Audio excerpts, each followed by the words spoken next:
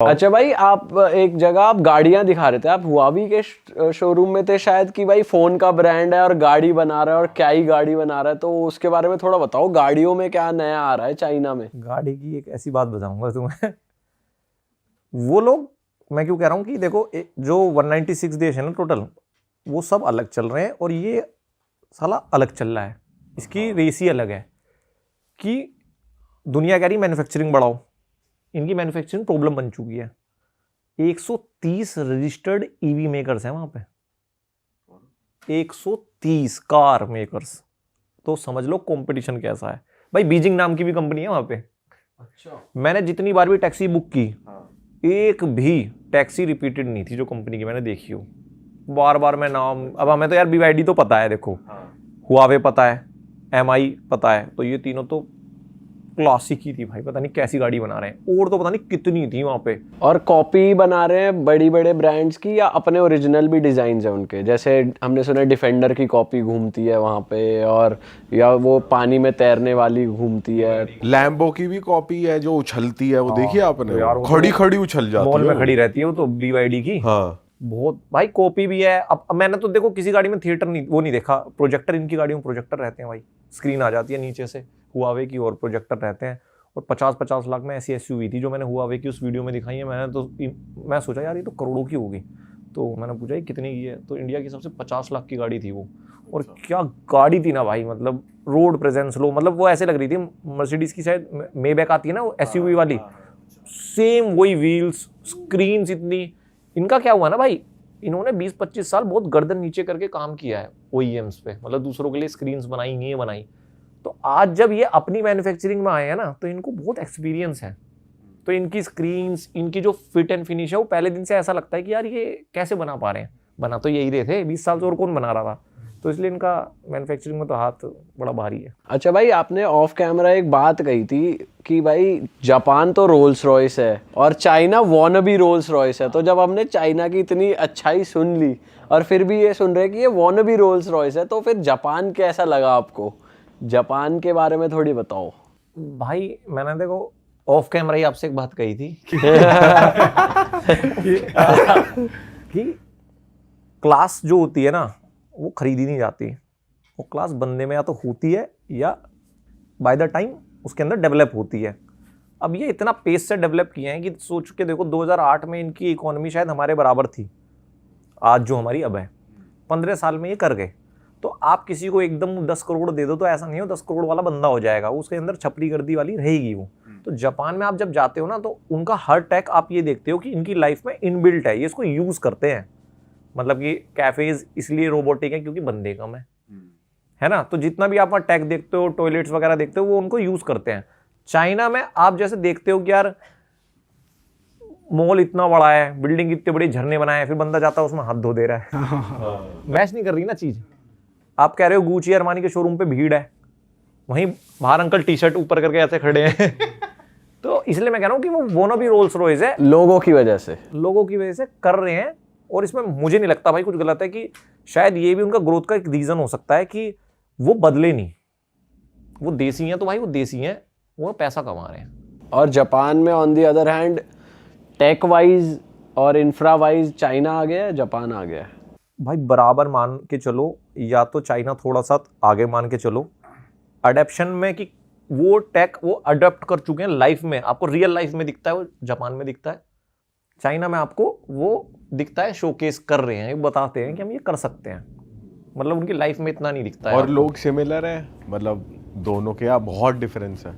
North India south India, हम भी, हमारे अंदर भी सिमिलरिटी है, उनके अंदर नहीं है भाई नहीं, मतलब वो मुझे पहली बार ऐसे किसी देश में जाके लगा कि यार चलो यार इनसे तो बढ़िया हम ही हैं।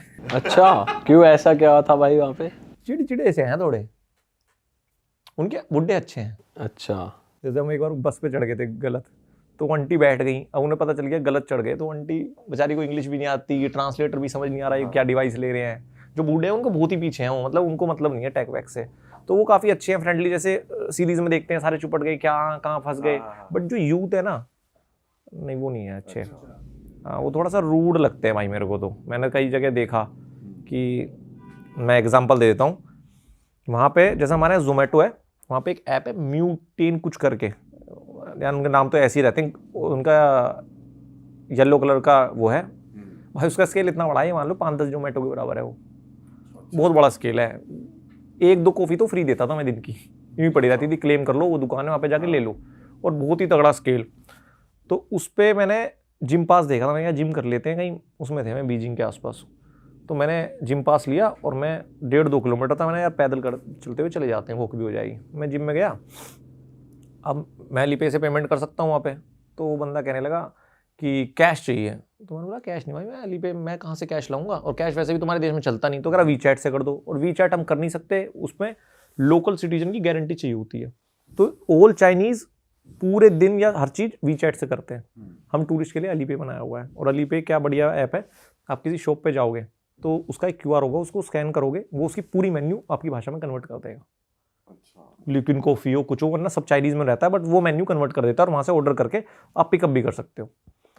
तो मैंने उसको बोला मैं Alipay से कर देता हूँ, तो क्या नहीं वीचैट ऐसा।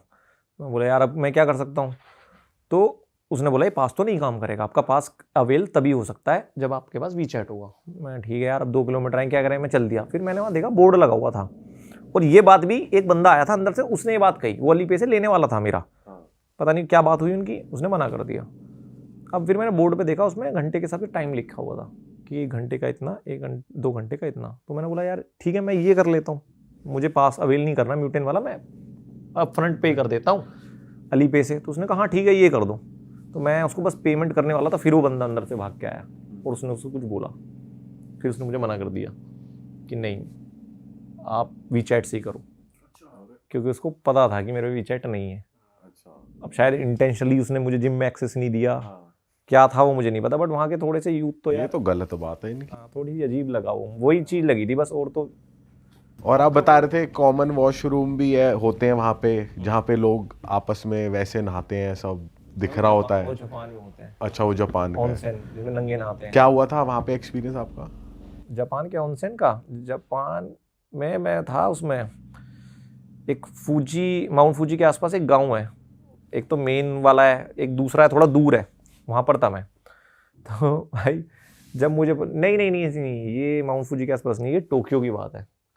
टोक्यो में मैं एक हॉस्टल में रुका हुआ था, तो जब मैं पहली बारी भाई हॉस्टल में चेक इन किया, पहले तो हम सुबह फंस गए लव होटल में। वो क्या होता है भाई? अब हमें नहीं पता था भाई ये होता क्या सिस्टम है। वहाँ एक तो सबसे गलत बात है, 3 बजे चेक इन होता है भाई दिन में।